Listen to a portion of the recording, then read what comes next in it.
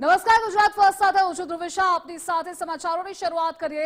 વડાપ્રધાન નરેન્દ્ર મોદી ગુજરાત પ્રવાસે છે. ઓપરેશન સિંદૂરની ભવ્ય સફળતા બાદ તેમનો પહેલો આ ગુજરાત પ્રવાસ છે. જો કે સૌથી પહેલા વડાપ્રધાને વડોદરા ખાતે પહોંચ્યા હતા, ત્યાં રોડ શો કર્યો.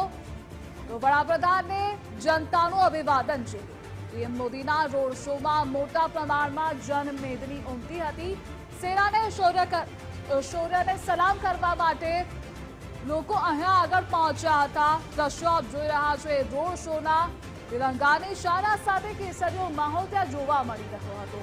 તો કરોડોની સોગાત આજે વડાપ્રધાન ગુજરાતની જનતાને આપશે.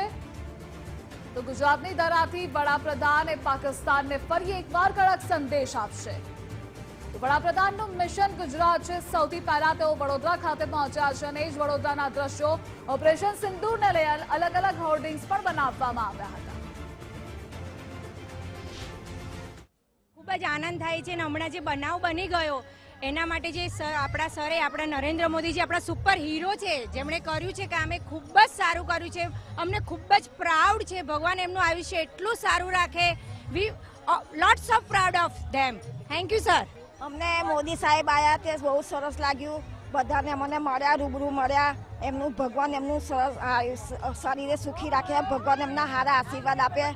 બસ અમારે પ્રાર્થના બસ. ને બહુ સારી રીતે એમનું સ્વાગત કર્યું છે. અમારું આખું ગ્રુપ છે બોડી રોકનું, પ્રિતેશ જગતાપ સરનું.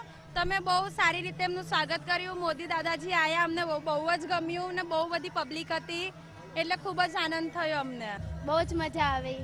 બધાએ સાથે એમનું સમારંભ કર્યું. ખૂબ જ સરસ લાગ્યું. આખું વડોદરા એમનું સ્વાગત કરવા માટે અહીંયા ઊભું હતું અને રોડ શો પણ એના લીધે પ્રથમ મહિલાઓ વધારે રોડ શોમાં સામેલ થયેલા.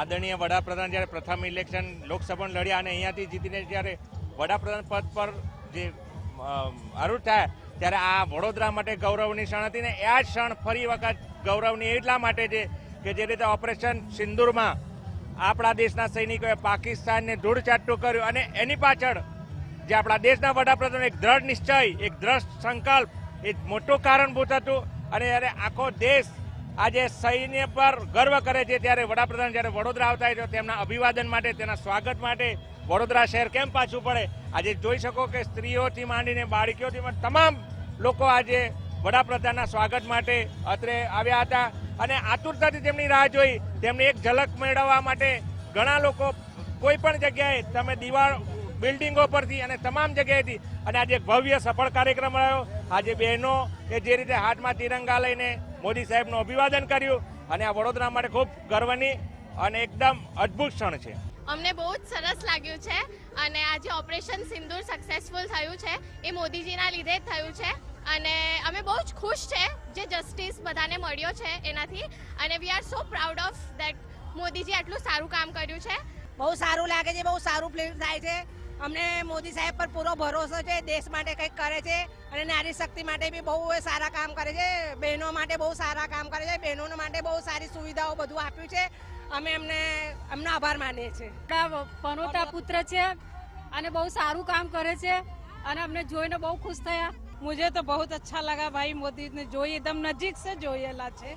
हाँ, एकदम बहुत अच्छा लगा. मेरा तो आया सफल हो गया, मैं आ गई यहाँ. ગુજરાતના હોય તો ગુજરાતીઓની તો લાગણી રહેવાની જ છે અને એટલા બધા લોકો આવ્યા હતા, હજારો લોકો સામેલ થયા અને સ્પેશિયલી મેં જોવા આવ્યો એ કે મહિલા શક્તિ એ ચેન્જ છે. કારણ કે આપણે અહીંયા 50% औरतों છે ને જ્યાં સુધી મહિલા શક્તિ ઉપર ના આવે દેશ 100% ઉપર નહીં આગળ શકે. તો જે ચેન્જ થાય છે ને મહિલાઓને ઓપોર્ચ્યુનિટી બધા મળે છે, મહિલાઓ આગળ બતાવે છે, એના કરતાં એક્સાઇટમેન્ટ વસ્તુ નથી.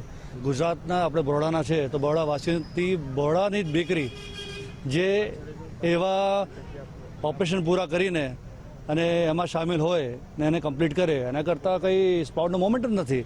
અને જ્યારે વડાપ્રધાન આવીને સામેથી નીકળ્યા અને અભિનંદન અમે થયા અને મળ્યા, it was a ground moment के अपनी छाती गर्ती चौड़ी थी गई. एक्चुअली आज जो यात्रा निकली है ऑपरेशन सिंदूर को लेके, हमने आज जो मिले हम लोग honourable prime minister Narendra Modi ji से, वो तो एक बहुत ही बड़ा अचीवमेंट है. बहुत ही गौरव की बात है क्योंकि प्रधानमंत्री के जो फेस में जो तेज दिख रहा था वो बहुत ही अलग है. मतलब वो इतना इंस्पायर करते हैं, लोगों को मोटिवेट करते हैं.